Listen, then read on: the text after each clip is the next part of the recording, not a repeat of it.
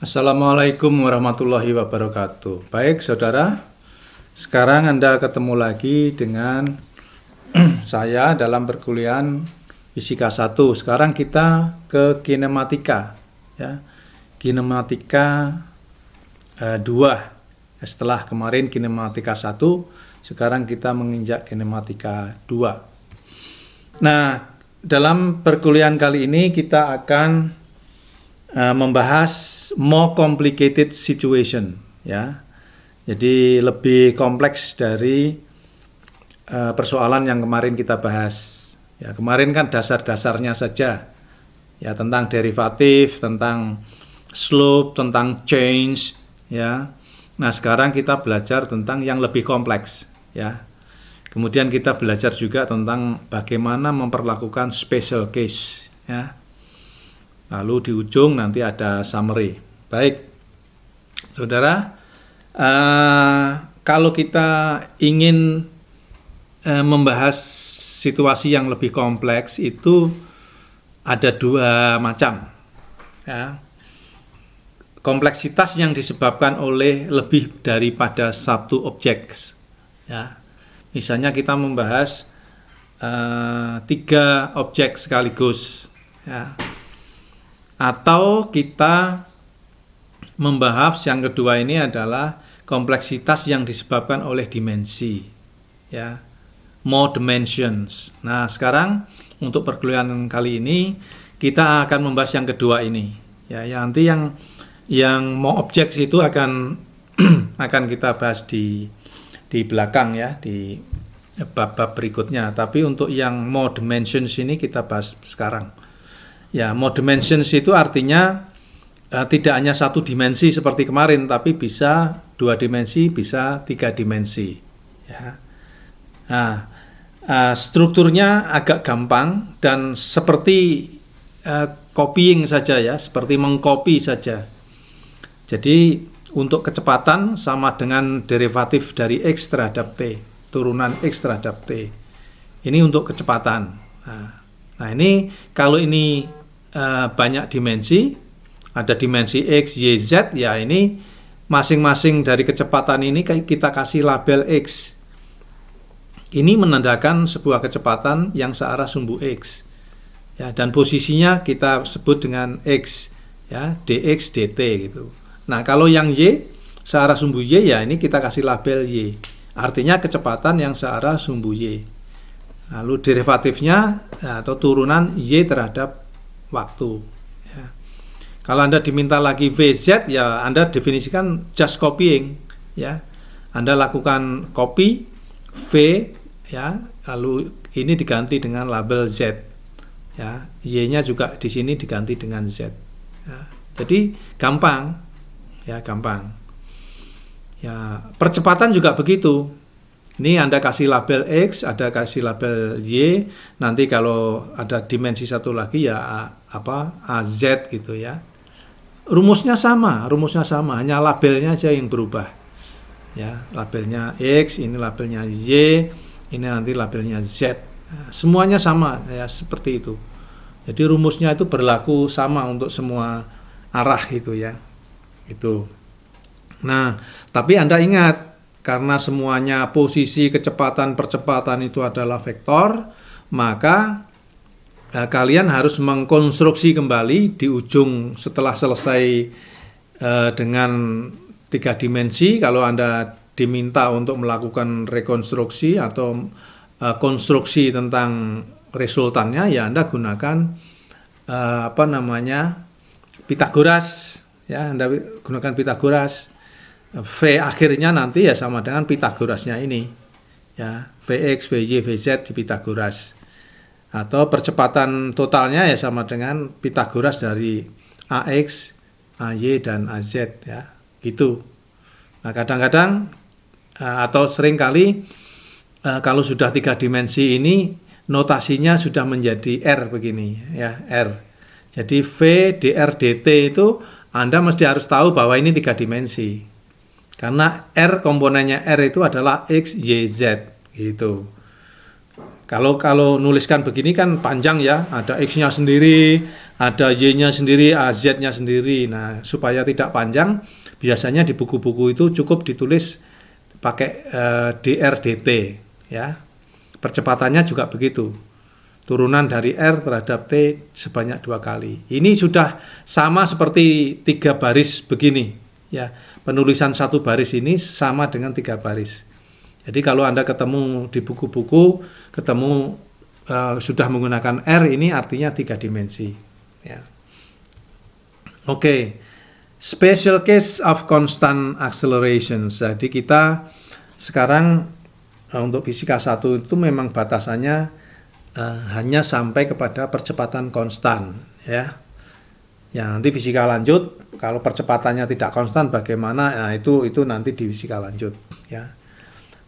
Nah, seperti kemarin Anda sudah tahu, ini adalah yang merah-merah ini itu adalah initial condition-nya. Kalau ini 2 dimensi ya, berarti ini initial condition dari posisi X. Ya, ini adalah initial condition dari kecepatan searah sumbu X. Ya, ini sama ini. Nah, kalau ini adalah initial condition dari posisi searah sumbu Y. Dan ini adalah initial velocity-nya. Ya, yang biru-biru inilah yang fisikanya.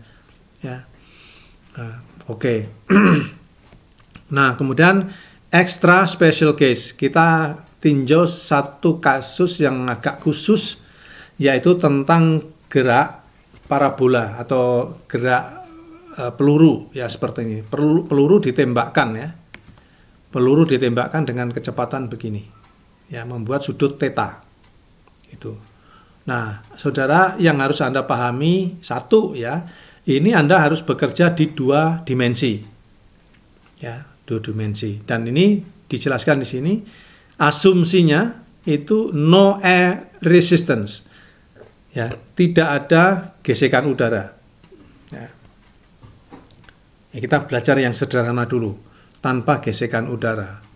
Itu sehingga Anda bekerja pada 2 dimensi. Satu adalah dimensi lateralnya, horizontalnya. Dia nanti pasti bergeraknya kan begini, ini ya, begini, jatuh.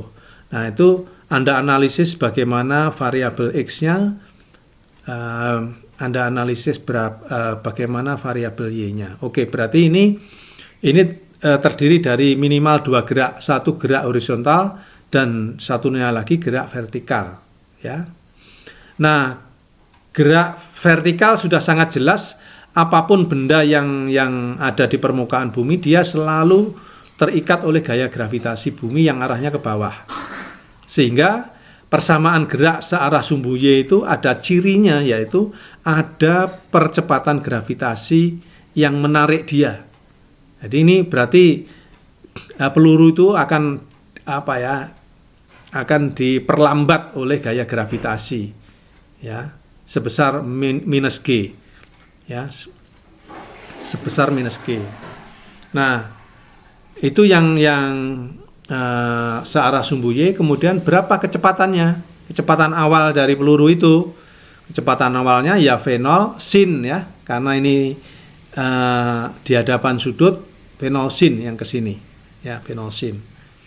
Jadi Anda punya 2 informasi ini, AY-nya sama dengan minus G, V0Y-nya sama dengan V0 sin theta. Ini sudah cukup untuk menganalisis gerak dalam arah sumbu Y. Ya. Nah, kemudian searah sumbu X, Anda punya AX sama dengan 0, karena nggak ada gaya apapun ya, yang bekerja pada arah sumbu X, nggak ada. Jadi, geraknya tidak dipercepat, tidak diperlambat, artinya gerakannya konstan. Konstan berapa? Ya sama dengan kecepatan awalnya. Kecepatan awalnya adalah V0 cos theta. Jadi sepanjang waktu kecepatannya nggak pernah berubah dia, V0 cos theta. Itu kalau tidak ada gaya gesek udara. Kalau ada gaya gesek udara lain ceritanya ya. Oke. Jadi sekarang Anda menganalisis 2 jenis gerak. Yang pertama ini adalah gerak beraturan. Ya, karena percepatannya tidak ada, 0. Yang kedua, gerak berubah beraturan, diperlambat dengan perlambatan minus G. Ya, jadi ada memadukan 2 gerak ini. Satu gerak lurus beraturan dan satunya lagi gerak lurus berubah beraturan. Oke. Super special case ya, kadang-kadang nanti Anda juga harus melangkah lanjut kepada super special case. Misalnya ketika Anda ditanya berapa jangkauan range of a projectile near the surface of the earth and no air resistance. Jadi berapa jangkauan dari peluru itu, lateralnya itu jangkauannya berapa. Nah, disinilah nanti Anda bermain-main dengan super special case. Ya, maksudnya apa? Kalau jangkauan berarti pelurunya harus sudah nyampe di tanah. Pelurunya harus nyampe di tanah. Ya, berarti kondisinya posisi final dari Y sama dengan 0. Ya, karena posisi sudah nyampe di tanah. Kemudian X finalnya itulah yang disebut dengan jangkauan. Ya. Nah, dari Y final sama dengan 0 inilah nanti Anda bisa dapatkan bahwa range-nya itu rumusnya seperti ini. Tapi ini sama sekali bukan formula untuk dihafal ya. Untuk dihafal. You should immediately forget. Ya, you ever saw this formula, but remember the technique used to find it. Jadi jangan menghafal, tapi ingatlah cara mencari rumus ini, yaitu dengan mengaplikasikan super special case di mana Y final sama dengan 0. Ya, itu. Kalau ini initial condition, ini pemilihan kerangka acuan ya. Ini X0-nya sama dengan 0, Y0-nya sama dengan 0. Misalnya ini bisa tidak begini ya. Tergantung di mana peluru itu ditembakkan, dari atap gedung atau dia dari bawah tanah atau dari permukaan tanah, ini tergantung di sini. Ya, ini enggak terlalu penting. Ya, tapi artinya bahwa initial condition-nya bisa berbeda-beda, tidak harus selalu begini ya. Suatu ketika nanti Anda juga akan menjumpai quadratic equation seperti ini, persamaan kuadrat ya, seperti di SMA Anda juga pernah dapat ini, yang solusinya itu seperti ini ya, min B plus minus akar B kuadrat min 4AC per 2A ya. Nah, ini meskipun ada banyak solusi, tapi nanti yang memenuhi syarat fisis itu hanya satu solusi. Nah, Anda berlatih di situ kelak ya. Baik, contoh sekarang ya. The bullet is fired from point O, ground, with initial velocity 60 meter per second, ya, per seconds, ya, 60 meter per detik, and the elevation angle from the ground is 60 degrees, 60 derajat, 60 meter per detik, angle-nya, sudutnya 60 derajat, G-nya 10, ya, meter per detik kuadrat. Calculate when will the bullet will hit the ground. When itu berarti kapan. Jadi yang ditanya adalah waktu, T. Ya, the bullet hit the ground. Ya, karena peluru itu menyentuh tanah, maka Anda bisa perlakukan super special case bahwa Y finalnya sama dengan 0. Nah, dari Y final sama dengan 0, Anda cari waktunya. Ya. B, where the bullet will fall on the ground. Ya. Kapan atau di mana peluru itu jatuh di tanah. Itu artinya ringnya, jangkauannya. Jadi X finalnya yang ditanyakan. Nah, dari T yang diketahui di A ini, Anda bisa menghitung B-nya ini, jangkauannya. Tinggal mengalihkan kecepatannya dikalikan waktunya, ketemu ya ringnya. What is the velocity of the bullet when it hits the ground? Jadi berapa kecepatan akhirnya ketika peluru menyentuh tanah? Ini ada dua jenis kecepatan, yang satu kecepatan horizontal, yang satu kecepatan vertikal. Nah, begitu Anda ketemu dua kecepatan itu, ya Anda lakukan operasi Pitagoras. Ya, selesai, gampang. Ya, ini cara menyelesaikannya. Jadi tadi diketahui pertanyaannya menyentuh tanah. Menyentuh tanah itu super special case, di mana Y finalnya sama dengan 0. Nah, Anda konstruk, Anda bangun persamaan untuk Y. Sudah Anda tahu bahwa Y sama dengan Y0 ya, Y0-nya 0 karena dari ground ya. Ya, V0 T. V0-nya Anda sudah tahu bahwa V0-nya itu adalah V0 sin theta. Ya, karena itu searah sumbu Y dikalikan T. Kemudian plus setengah minus G T kuadrat. Ya, gitu. Nah, ini kalau Y-nya sama dengan 0, yang ruas kiri sama dengan 0, persamaannya menjadi seperti ini. Nah, seperti ini. Anda selesaikan, ketemu T-nya sama dengan 6/3 detik. Ya. Jadi kalau ditanya kapan menyentuh tanah, setelah 6/3 detik setelah ditembakkan. Itu peluru akan sampai di tanah. Nah, berapa range-nya, jangkauannya, di mana dia? Nah, itu yang B ini. Ya, tinggal dikalikan. Kalau X ini persamaannya V0 kali T, karena percepatannya tidak ada. Ya, V0 kali T, V0-nya adalah V0 cos theta, ya, dikalikan T. Ya. Jadi ini bukan cos ini adalah ini cos ini ya, V0 cos ini. Bukan V0 sin ya. Jadi ini Anda koreksi ya, yang ini.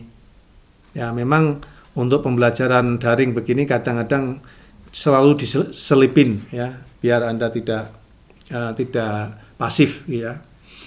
Jadi 60 ini cos 60 ya, cos 60 dikalikan T-nya tadi, ketemunya ini. Ya. Jadi peluru itu akan jatuh di tanah dari titik O tadi itu sejauh 180/3 meter. Ya. Kalau ditanya koordinatnya, ya koordinatnya 0 karena Y finalnya sama dengan 0 gitu. Oke. Kemudian setelah itu Anda ditanya berapa kecepatannya. Ya. Ini VY-nya Anda masukkan ke persamaan searah sumbu Y, VY sama dengan V0 sin theta min GT. Ya. 60 ya. Sin 60 ya, itu setengah kan ya.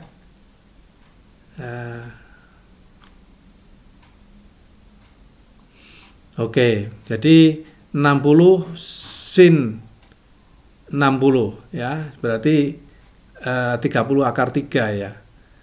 30/3 kemudian dikurangi 10 kali 6/3. Jadi hasilnya begini. Ya, arahnya ke bawah ini. Ya, arahnya ke bawah.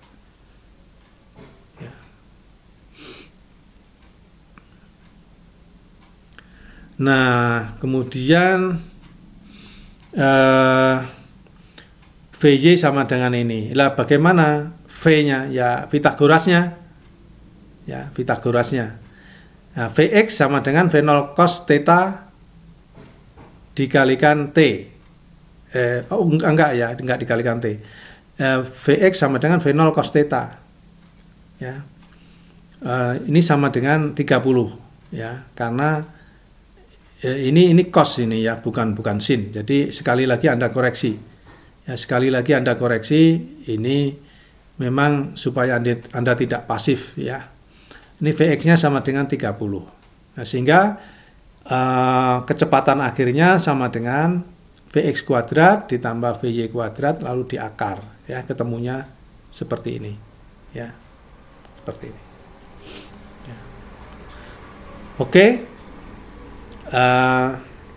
Apa yang telah dibahas tadi menunjukkan bahwa Anda telah study special cases ya, kasus-kasus khusus seperti tentang range of projectile, but understand the assumption that go into all formula. Anda harus memahami beberapa asumsi yang terjadi dalam rumus-rumus itu, seperti misalnya tidak ada gaya gesek udara. Nah, itu ya. Position, velocity, and acceleration are all vectors. Semuanya adalah vectors and need to be manipulated using either arrows. Anda bisa sketch ya pakai anak panah, or components atau components. Jadi Anda bisa melakukan perhitungan melalui arrows atau komponen. Ya. Directions or signs in 1D, maksudnya arah dari posisi, kecepatan dan akselerasi itu bisa berbeda-beda, tidak harus segaris, tidak harus searah gitu ya. Seperti tadi sudah kita bahas, arah Vx sama Vy itu berbeda, posisinya juga berbeda gitu ya. Nah gitu. Nah saudara, saya ingin mengingatkan, kalau Anda mendengarkan video seperti ini, sebaiknya ini pengalaman saya ya, sebaiknya itu Anda ambil kertas, Anda ambil ballpoint, lalu Anda coret-coret ya. Ya, satu video ini satu kertas itu sudah cukup lah Anda coret-coret untuk memahami apa yang dijelaskan di video ini. Oke, selamat bertemu kembali di forum diskusi di Kulino dan selamat belajar. Terima kasih. Wassalamualaikum warahmatullahi wabarakatuh.